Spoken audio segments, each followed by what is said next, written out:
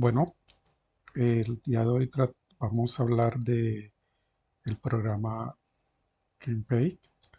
Este programa que ha sido desarrollado por el Dr. Wang y que viene en el texto de pavimentos, Pavement Analysis and Design, un CD que normalmente también se encuentra libremente en la web.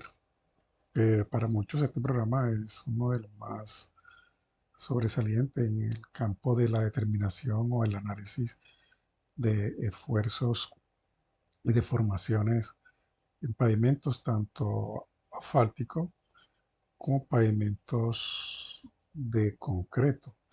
Tiene las dos posibilidades de trabajar con esos dos materiales y, como le digo, de una forma muy sobresaliente. Entonces, vamos a comenzar, digamos, eh, familiarizándonos con la interfaz, que sobre todo en el aspecto de la parte de asfaltos.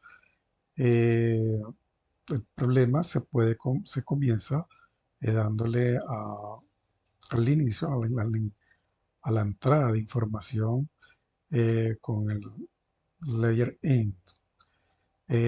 Una vez estado en el layer in, vamos a encontrarnos con una serie de,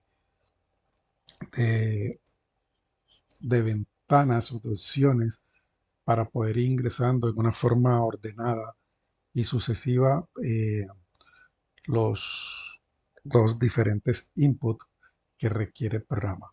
De todas maneras, en cada una, casi en cada una de estas pestañas vemos de manera explicativa lo que se refiere y los códigos de, de estos inputs necesarios para ir, digamos, estableciendo las características y las condiciones de lo que requerimos para resolver el problema en forma adecuada.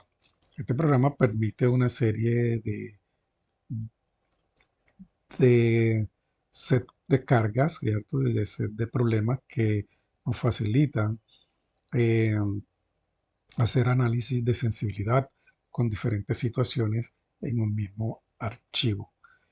Entonces, comencemos con casi que el desarrollo se va dando de izquierda a derecha en forma secuencial la entrada de los datos y comencemos viendo el archivo file.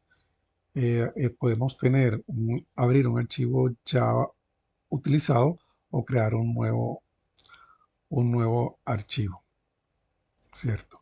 Entonces, eh, en este caso a suponer que vamos a crear un nuevo archivo, eh, un archivo nuevo. Entonces, lo primero que una vez establecido esto, entramos a una pantalla donde se ingresan en términos las generalidades de lo que puede ser el problema, tal título, eh, el tipo de análisis que vamos a hacer, que podría ser de tipo lineal, elástico, de no lineal, viscoelástico y combinado. El lineal elástico es el que normalmente nosotros hacemos con los diferentes software, y obviamente esta condición solamente se da a un cierto nivel de carga en que la linealidad y la elasticidad de los problemas sean, digamos, la generalidad. No lineal es un comportamiento que tienen normalmente eh, los materiales que siguen, por ejemplo, la ley de Moore-Coulomb, son esos son no lineales. Los viscoelásticos, obviamente, las mezclas asfálticas, ¿cierto? Y combinados, puede ser una combinación de que nuestros materiales, por decir algo, la carpeta asfáltica, le podemos dar un comportamiento viscoelástico. A los granulares le podíamos estar dando un comportamiento lineal y a la subrasante, dependiendo de sus condiciones, podíamos estar dando un aspecto lineal.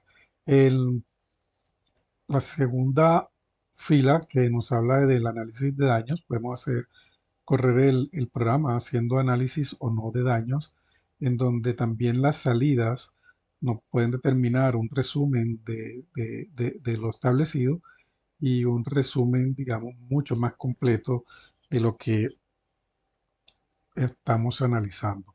En estos casos se ingresa o se toma por defecto las ecuaciones que están dispuestas en cuanto a control de daño por tracción y por compresión en el software. Luego tenemos el número de periodos por año, que normalmente es uno. En otras latitudes podría ser tres o cuatro, dependiendo de las condiciones climáticas que se pueden ir dando en el transcurrir de los periodos que estemos analizando para establecer los esfuerzos y las deformaciones. El número de grupos de carga, normalmente establecemos uno, podrían ser más. Eso es, como le digo, la versatilidad de este programa es ese. Tenemos también un aspecto interno que es la tolerancia a los procesos numéricos que internamente se dan en la resolución de las ecuaciones diferenciales de estos métodos elásticos de determinar esfuerzos y deformaciones. Em, Posteriormente tenemos el número de layer o capas que se generarían en nuestro problema. Eso ya, digamos, en casos particulares, cada una de estas capas es la base, la subbase, la carpeta asfáltica, y hay que incluir en este número de capas a la subrasante. Entonces son capas estructurales más la subrasante. El número de zetas, de las coordenadas z, corresponden a los sitios donde voy a hacer ya en vertical el análisis de, de tomar información. Em, Tenemos que la respuesta que pues, nos puede dar el programa puede ser uno, desplazamiento, dos, desplazamientos más esfuerzos y desplazamientos más deformaciones unitarias. Eso lo elegimos. También podemos establecer si las capas van a estar ligadas en su interfaz o no ligadas. Esto hace referencia a si ellas se van a comportar con una continuidad en cuanto a los esfuerzos y deformaciones que se producen en esta capa. No hace referencia a si los materiales en sí, como tal, están ligados o no, como podría ser una mezcla asfáltica que está ligada con cemento asfáltica o una base granular que no lo está. Es una condición mecánica de las características que se dan en esta interfaz o en este intermedio entre una capa y otra, más no a la condición del material como tal. El número de capas que van a tener tensiones en su parte inferior, normalmente es una, que es la carpeta asfáltica, pero podrían ser dos si tenemos otras capas ligadas, por decir algo, una base estabilizada con cemento, en fin. Igual sucede con el número de capas que van a tener esfuerzo o vamos a requerir que se le chequeen sus esfuerzos a la compresión en la parte alta. Y el sistema de unidades, que depende de la familiaridad que cada quien tenga. Yo normalmente utilizo el sistema internacional, pero hay quien pueden trabajar cómodamente con el sistema inglés. Entonces, aquí se hace la escogencia en cuál sistema va a trabajar. Se puede migrar, puede que arranque con el sistema inglés, luego puede terminar con el sistema internacional y internamente no, en ese caso no genera ningún cambio en el valor de los valores. Toca si se cometió el error, obviamente, pero no hace la conversión.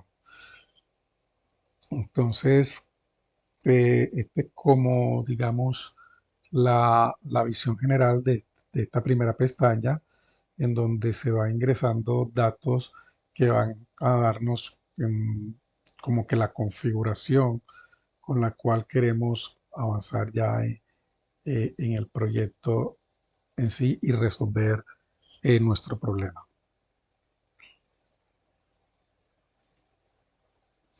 En cuanto a las salidas, que es el tipo de respuesta que yo normalmente trabajo con el 9, que me va a dar, digamos, los desplazamientos que normalmente se requiere en las en la capa superior, sobre todo cuando queremos determinar deflexiones, los esfuerzos, ¿no?, y las deformaciones.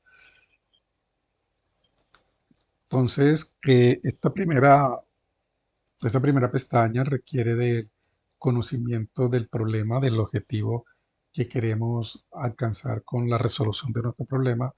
Y de hecho, eh, eh, aquí vamos a tener o a disponer de toda la información necesaria y nos va a facilitar la interpretación posterior de los resultados en base a lo que le hemos pedido como tal al proyecto.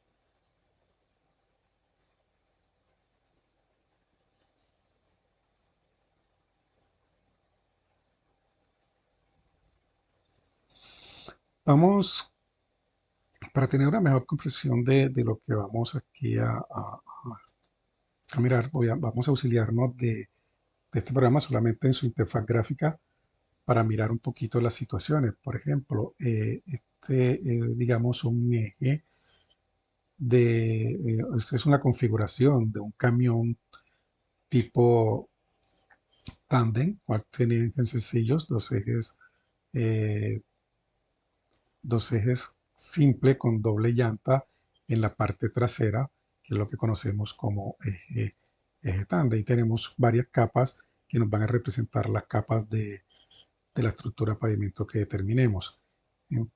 Eh, el programa KenLayer se centra por simetría en uno de los ejes, el eje de interés, ¿cierto? Y normalmente el eje X se muestra en el sentido del avance del vehículo y el eje Y corresponde al eje perpendicular. Y el análisis se centra en el eje, digamos, en el eje o los ejes de interés para el estudio. Normalmente esto es simétrico, entonces no es necesario establecer toda la configuración completa, sino centrarnos en una configuración específica. Aquí vemos un camión tándem, cómo sería su configuración en cuanto al número de llantas. Normalmente nosotros trabajamos con ejes simple, con, una, con dos llantas y 8.2 toneladas de carga, que es más o menos la representación. Este es un eje sencillo, que podíamos también tratarlo con el KenLayer, ¿cierto? Pues son ejes sencillos con ruedas sencillas.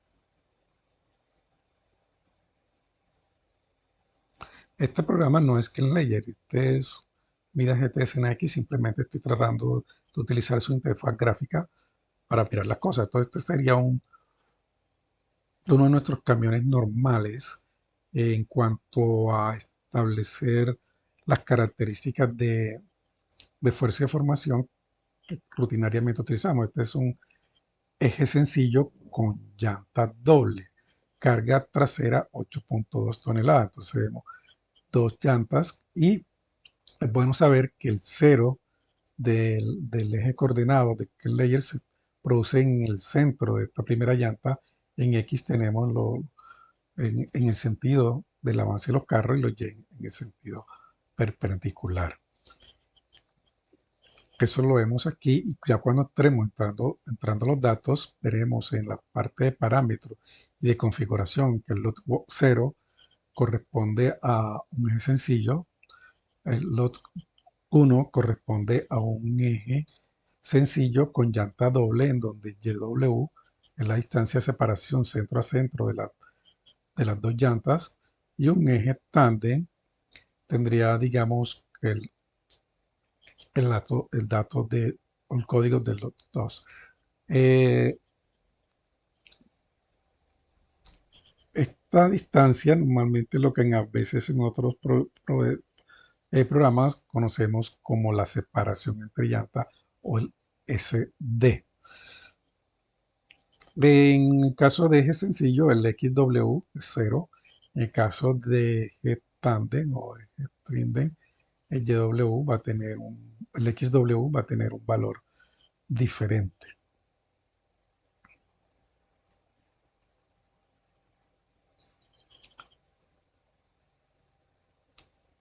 En el caso, si siguiendo, digamos, con los requerimientos, luego vamos a tener un Z que corresponde a las distancias a partir del punto de contacto de la llanta en cuestión y que puede ser no necesariamente bajo la llanta, sino que en cualquier lugar, pero ese digamos que es uno de los puntos de interés. Ahí estamos viendo la interfaz, su rasante, digamos, y su base granular o cualquier otro material.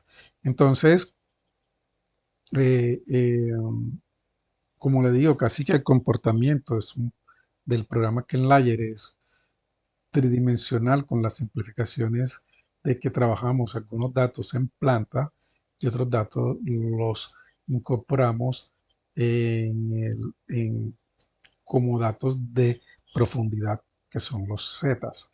Y podemos tener datos en cualquier lugar de esta planta o en cualquier lugar de la profundidad o una combinación de ellos, lo cual permite inclusive hacer retrocálculos ya sea con Viga Belkerman o con cualquier clase de geófonos a unas distancias eh, que pueden ser, digamos, establecidas en base a los ensayos de campo. Esto es parte de la gran versatilidad que tiene esta herramienta y la facilidad de su trabajo. Entonces, normalmente salimos por darle un título al, al trabajo como tal, que puede ser cualquiera en base a lo que estemos determinando como condiciones de trabajo. Eh,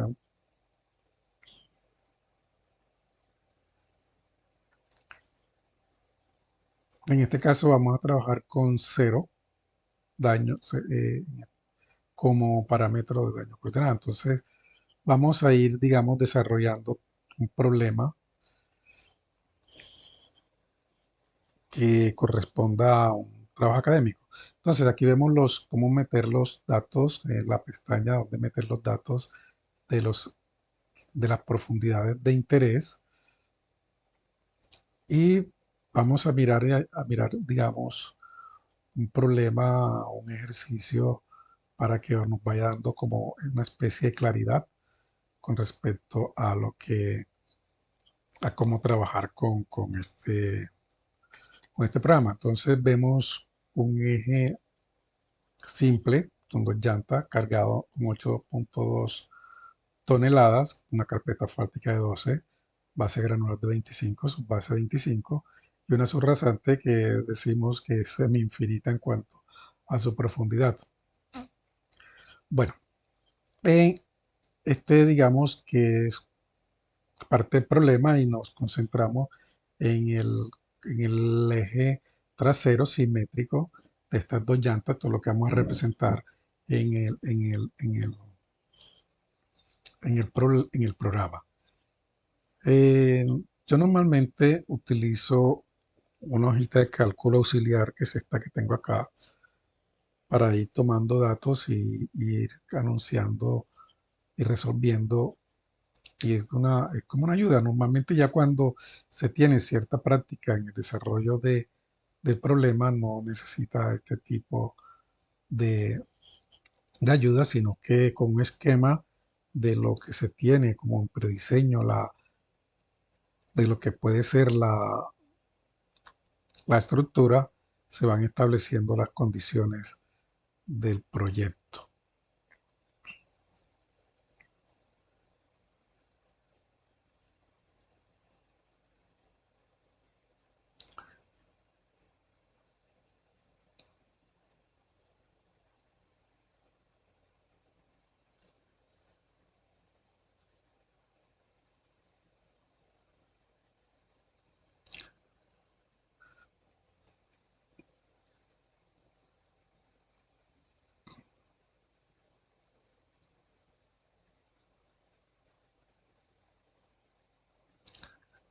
Bueno, entonces vamos a mirar en nuestro problema. Tiene una, dos, tres, cuatro capas, incluyendo la subrasante.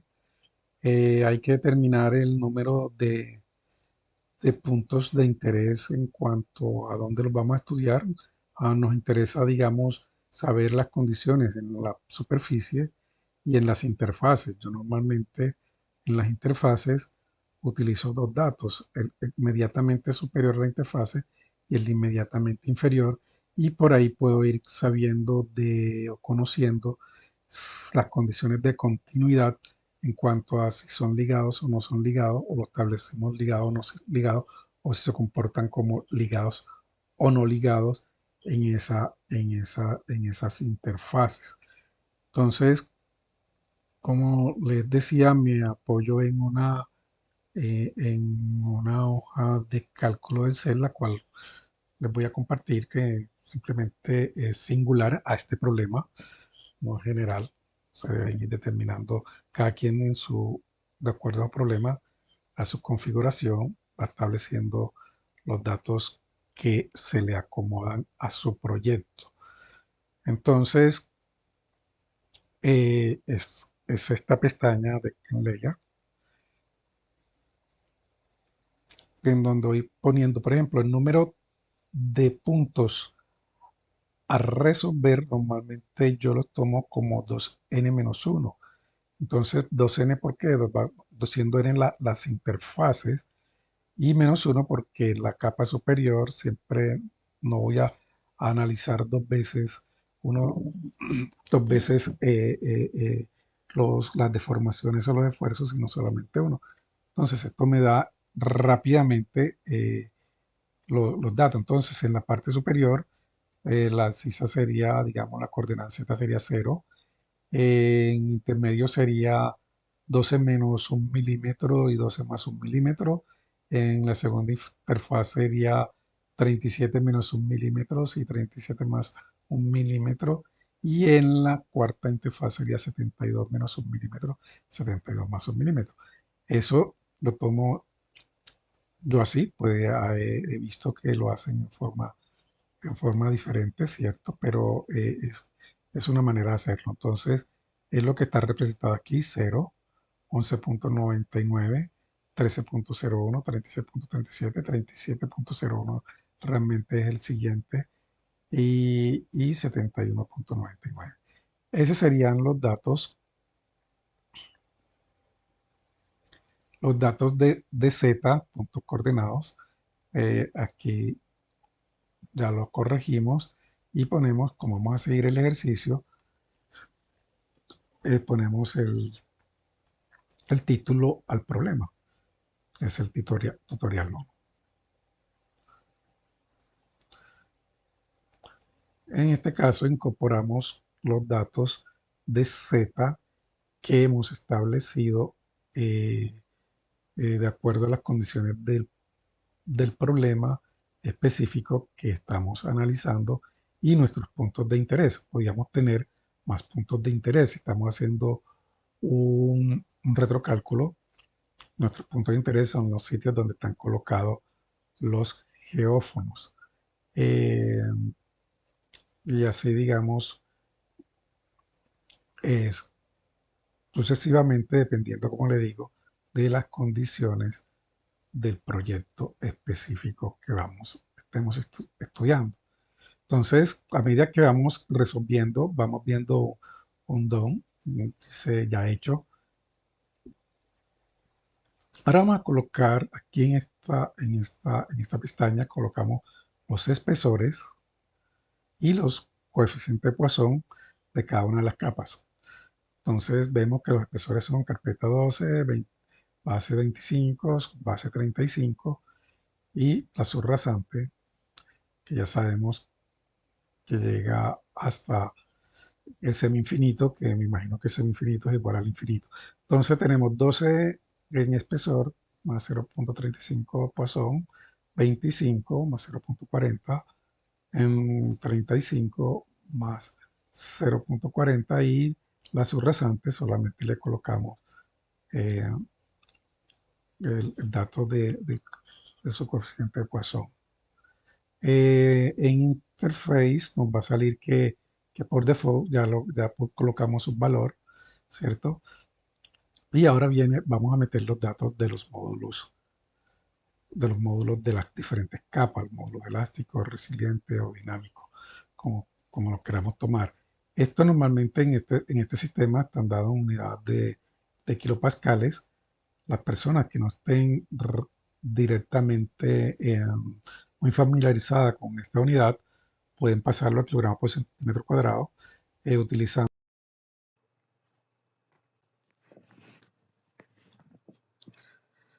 Entonces, colocamos los datos que nos corresponden a los módulos en las unidades de kilopascal. Son las unidades establecidas en este caso eh, por el sistema que hemos escogido. Recuerden de que aquí el único, digamos, signo que se coloca es de ser requerido es el punto como parte o que signifique que hay algún tipo de decimales. No se coloca ni coma ni ningún otro símbolo respecto a los datos que estamos colocando.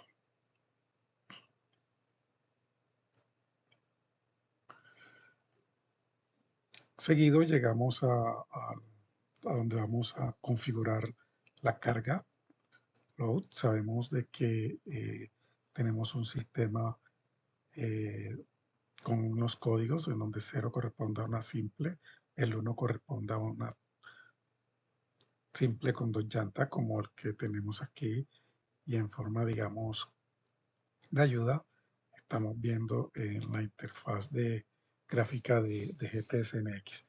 Entonces, el primer dato es conocer lo que son las coordenadas, el YW, que es la distancia entre las dos llantas, que, que en este caso particular, que nosotros nos auxiliamos con una hoja de cálculo, ¿cierto?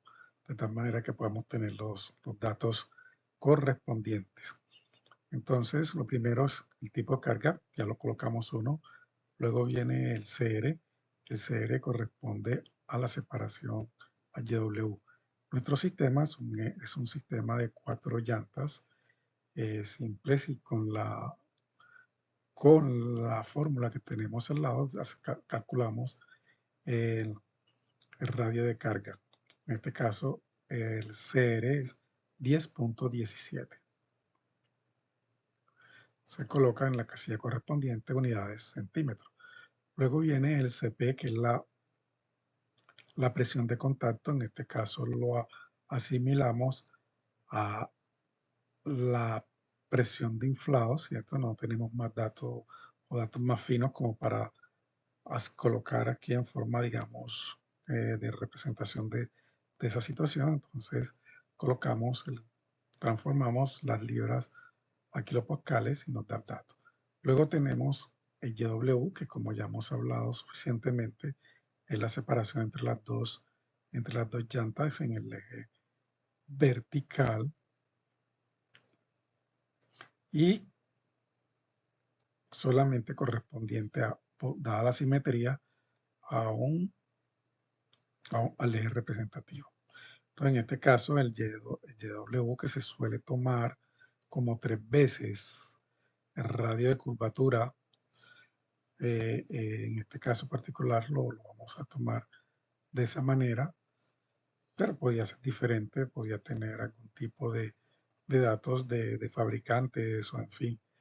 Pero en este caso lo seguimos tomando 3 veces el radio de curvatura y ahí está el valor, 32.31. El XW, en este caso particular, es 0. En el número de cargas o de sitios cargados, que en este caso en el NP van a ser 3, bajo el centro de la llanta, en un borde de la llanta y en el centro de las dos llantas. En esos sitios se van a tener registros en vertical de acuerdo a las coordenadas que ya hemos establecido.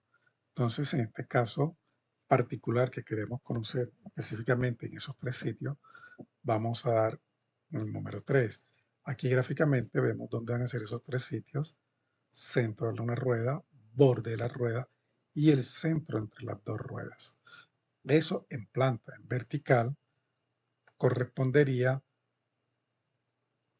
a los sitios que ya hemos establecido en base a ciertas características que nos interesan, que son las interfaces de estos materiales. Entonces, colocamos el número 3 y nos venimos. El primer punto, ya lo dijimos, es el centro de la llanta exterior y en este caso su coordenada es 0, 0. 0 en la horizontal, 0 en la vertical. El segundo punto es en 0 radio. Sería un radio, que en este caso es 10.77. Y el otro punto queda entre las dos llantas, o sea, 0 y 1.5 veces el radio, o la mitad de la distancia entre los dos ejes de las dos llantas. 1.5 veces el radio, como lo mencionamos, es 16.16 para este caso. Y ese será el dato que colocaremos como coordenada de este otro punto en el eje, en el eje de la H.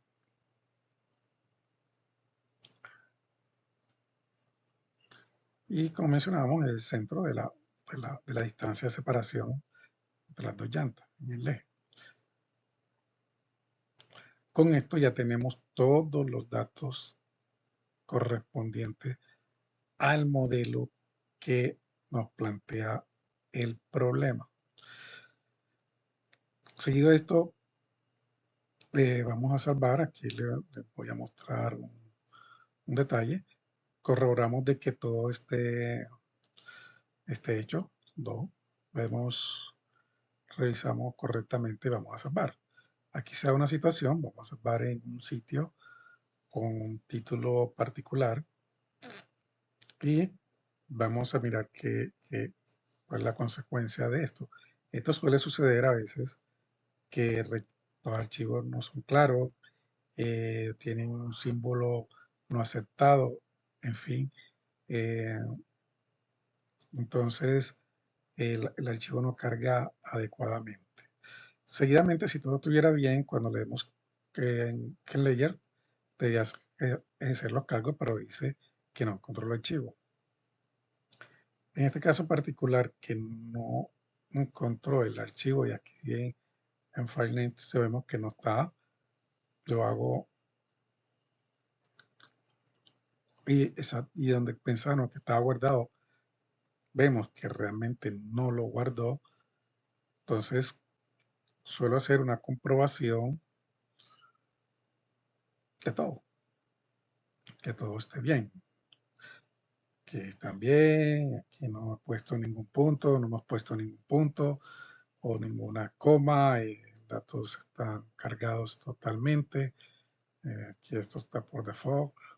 En fin, ahora se hace una comprobación de que no haya datos metidos inadecuadamente con unidades o lo que sea. Pues va a salvar, cambio el directorio y a veces cambio también el título por un título más corto o que no tenga símbolos especiales, en fin. Y normalmente a veces eso da resultado.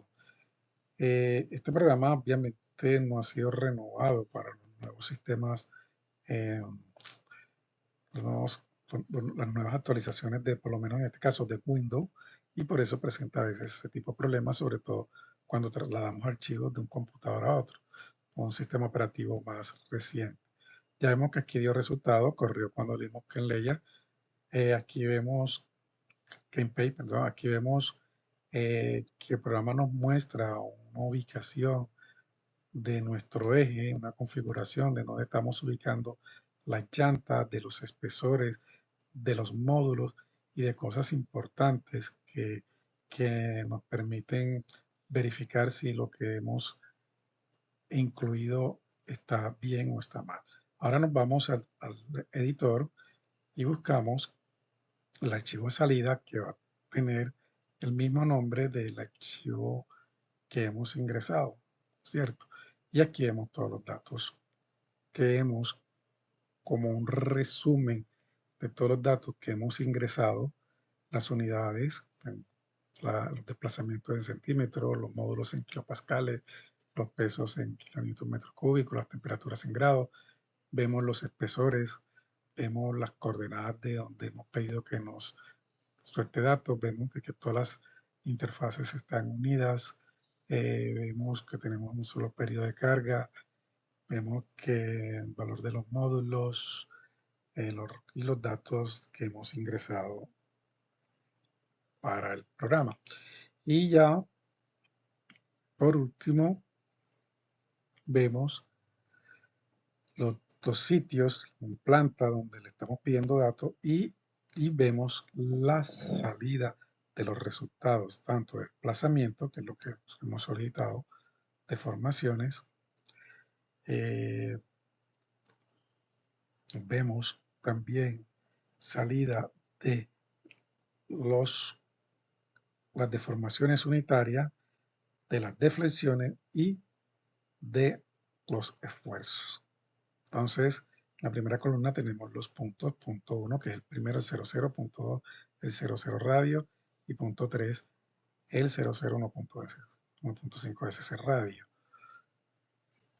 Son los tres puntos que le hemos pedido y aquí están, vemos en la segunda columna que aparecen las coordenadas y unos letreros que dicen strain.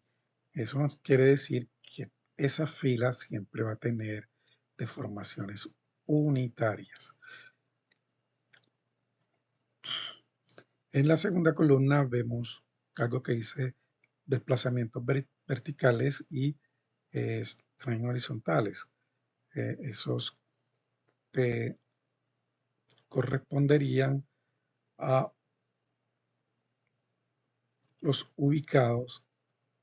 datos ubicados, en este caso, entre los sitios de interés que le hemos definido previamente en vertical.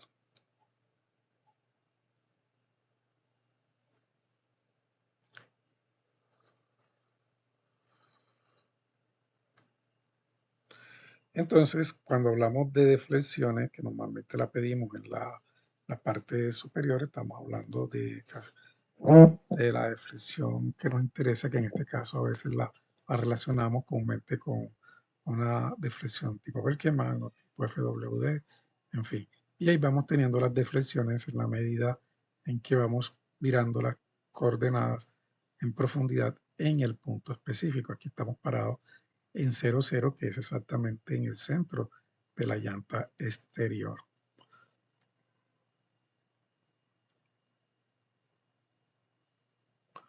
Luego en el segundo, en la cuarta columna, vemos los esfuerzos verticales en esa parte superior, debe coincidir exactamente con la presión de contacto, que no habría más nada, ¿cierto? Que ahí estamos, el único esfuerzo que tenemos ahí sería la presión de contacto. Y luego, a medida que vamos bajando, hay una disipación de esa presión, que ahí lo vamos viendo en,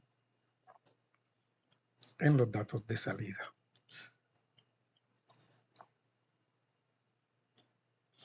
Igualmente vemos las deformaciones unitarias en esos puntos y en esas zonas. También podemos corroborar que que las capas están unidas porque las deformaciones están siendo casi que iguales. Entonces, aquí ya en estas últimas tres columnas vemos los esfuerzos principales y, digamos, las deformaciones principales que se darían en este caso, los principales mayores, como lo representan en, en un cubo cargado, digamos, que como lo haríamos utilizando el círculo de Moore. Entonces, aquí voy a ver si encuentro, aquí parece que tengo una representación de eso, voy a ver si la encuentro y le muestro lo que representaría esto. Pero básicamente ese esfuerzo principal es donde los cortantes, sabemos que en esa zona los cortantes son cero, bueno, en las caras perpendiculares a donde se dan estos esfuerzos principales. Entonces, bueno, no los encuentro aquí. Ya luego le mostraré una representación de esto, pero estos son los datos de interés, digamos, como respuesta del ejercicio eh, eh, y que tenemos que corroborar con los admisibles. Y la tarea que viene es precisamente determinar cuáles son los máximos, tanto por deflexión, los máximos por esfuerzo de tensión y los máximos por esfuerzo de compresión, tanto en la parte inferior de la carpeta, en la fibra inferior, y la parte superior de la subrasante. Entonces, veamos aquí en esta columna las deflexiones y vamos comparándolas en cada uno de los puntos. Entonces, vemos que la mayor deflexión se presenta en el punto 3, que es de 0.74 centímetros. No hay que perder de vista las unidades aquí,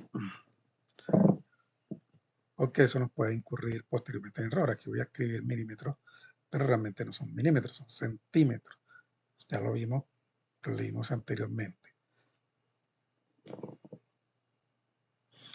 Ahora vamos a establecer los strains críticos bajo la fibra inferior de la carpeta asfáltica. Esto está en unidades de strain, que son deformaciones unitarias, que es básicamente la longitud total del cuerpo y la deformación que se da, y es la relación entre esa deformación más pequeña y la deformación y la longitud inicial. Entonces revisamos en los esfuerzos de tensión. Los esfuerzos de tensión ya sabemos que son negativos y vamos revisando exactamente en las coordenadas 1199 o 1201, que es exactamente en la zona de contacto. Entonces, una vez revisado y verificado, escogemos el mayor. El signo negativo aquí simplemente nos indica que son esfuerzos de tensión. Entonces lo tenemos en el punto 2, está ubicada esa situación de los mayores esfuerzos bajo la fibra inferior de la carpeta asfáltica. Sus unidades son strain. Y luego nos interesa saber las deformaciones en la parte superior de la subrasante. Este otro punto crítico, unidades también en strain. Si quisiéramos conocer los esfuerzos, es el vecino de este valor y esto lo encontraríamos en la parte correspondiente a estrés. Entonces verificamos en los verticales, hacemos una verificación rápida y encontramos que el valor está en el punto 3 y es de 3.0 por 10 a la menos 4 es mayor valor. Entonces aquí tenemos nuestros tres datos básicos de respuesta estructural que nos son de interés en este caso para el diseño de pavimento y que vamos a comparar posteriormente con los admisibles, de los cuales ya por ahí publicamos un video que nos muestra la mayoría de estos admisibles y los calculan en base a los parámetros requeridos para tal fin. A modo de comparación, corrimos este mismo problema con el de PAC, ¿cierto? Y vemos de que, bueno, son totalmente coincidentes. Eh, los valores, obviamente, algunas unidades cambian, pero convertir de una unidad a otra es muy fácil. Por ejemplo, el de PAC, las deflexiones las tiene milímetros sobre 100. Aquí ya decíamos que no son milímetros lo que está ahí, sino que son centímetros. Está mal escrito aquí. Entonces, estos centímetros los vamos a convertir en milímetros multiplicando por 10 y a milímetros sobre 100 multiplicando por 100. Básicamente hay que multiplicar por 1000 este dato que nos da el, el, el Layer. Y tenemos 53.82 milímetros sobre 100 y el programa de PAD te da 5430. En el caso de los strain, bueno, el de PAD te lo da como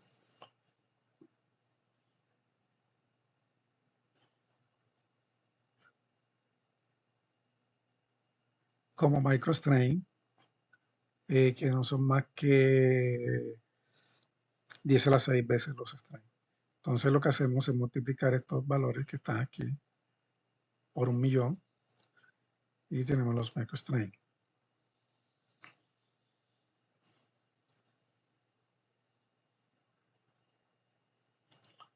183 contra 187. Y igual hacemos con la deformación en la parte superior de la zorra santa.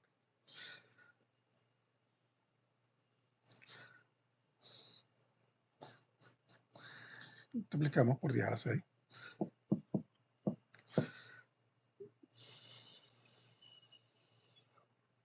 Entonces vemos una total coincidencia de estos valores.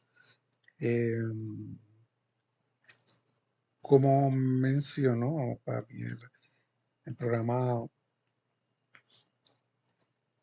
programa CleanLayer es mucho más ventajoso, a pesar de que requiere de mucho más cálculo, mucho más detalle, muchas más verificaciones, digamos, pero cuando se siente, digamos, el problema, se palpa el problema en el momento en que se está inclusive metiendo los datos, que no hay que hacerlo de una forma tan mecánica, sino que hay que hacerlo en una forma un poco más cuidadosa, pero va calibrando como el problema en la medida en que van metiendo, incluyendo los datos.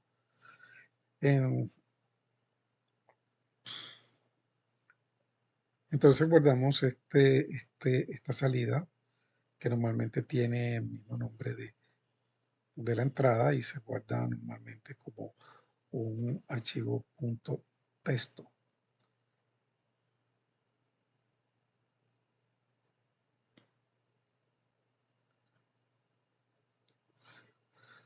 Aquí está.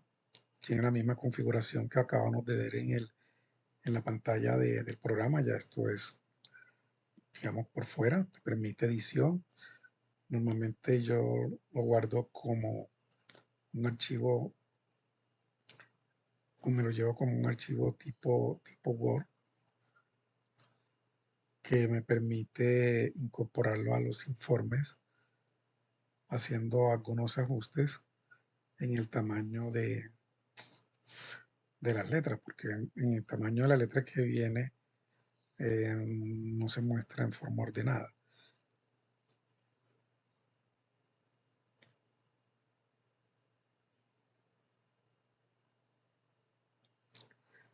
Entonces aquí está en tamaño 10.5, vemos de que se ha desconfigurado un poco la salida.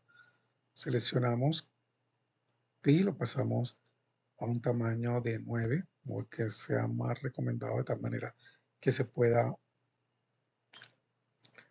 que se pueda ver claramente el orden en el cual se está presentando la información. Aquí ya vemos que quedó totalmente ordenado y cualquier revisor puede mirar los resultados en forma tal como lo muestra el- el- el programa. Se pueden hacer otros ajustes si se estima conveniente, pero ya en la parte que realmente importa está bastante claro cómo son esas salidas.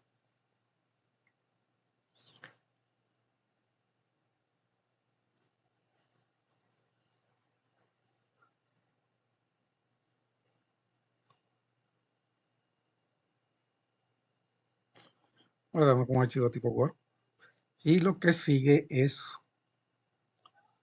el establecer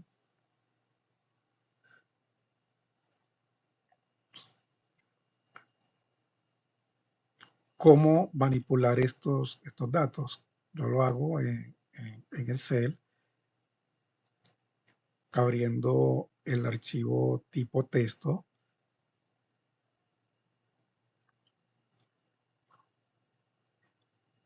que pues, tenemos dos opciones: delimitado con ancho fijo.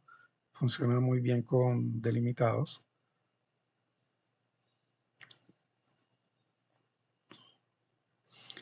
Y se delimita de tal manera que la información de interés quede en una columna de fácil manipulación. En este caso, por espacio, verificamos de que todos los datos estén donde queremos que estén y damos finalizar.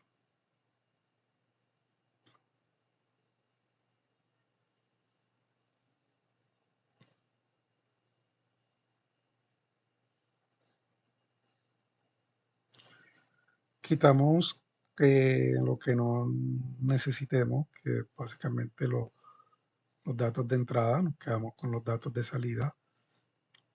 Y aquí podemos utilizar estos resultados para graficar, para hacer operaciones, para lo que nos interese y podamos técnicamente hacer y mostrar, digamos, resultados que tengan algún carácter de visual que represente el problema que estamos analizando.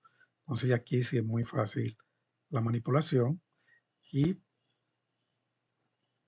ya el analista puede hacer aquí lo que estime conveniente, lo que mejor le parezca con estos datos y mostrar, digamos, situaciones de interés y de fácil visualización.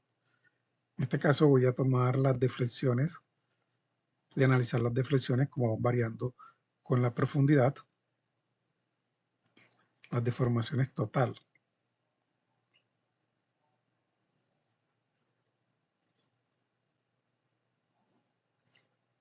Aquí también se puede revisar el carácter del ligado de las interfaces, aunque las deformaciones son las mismas.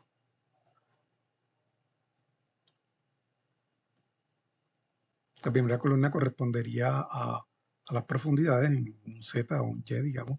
En este caso que vamos a estar en un eje XY, pues serían una Y, y los podemos tomar como parámetros de X las deformaciones para tener una visión de cómo a medida que estamos en profundidad, cambian estos valores de deformaciones total.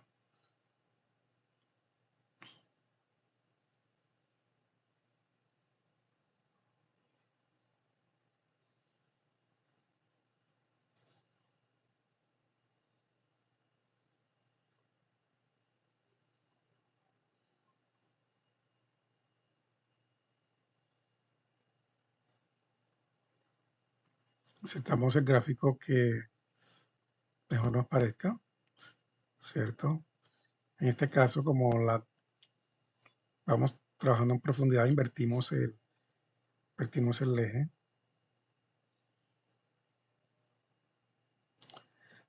Y bueno, aquí vemos cómo las deformaciones totales van variando a medida que vamos profundizando. Ya cuando estamos a nivel de subrasante, esa deformación vertical total es bastante pequeña en comparación con la inicial, que es 0.5.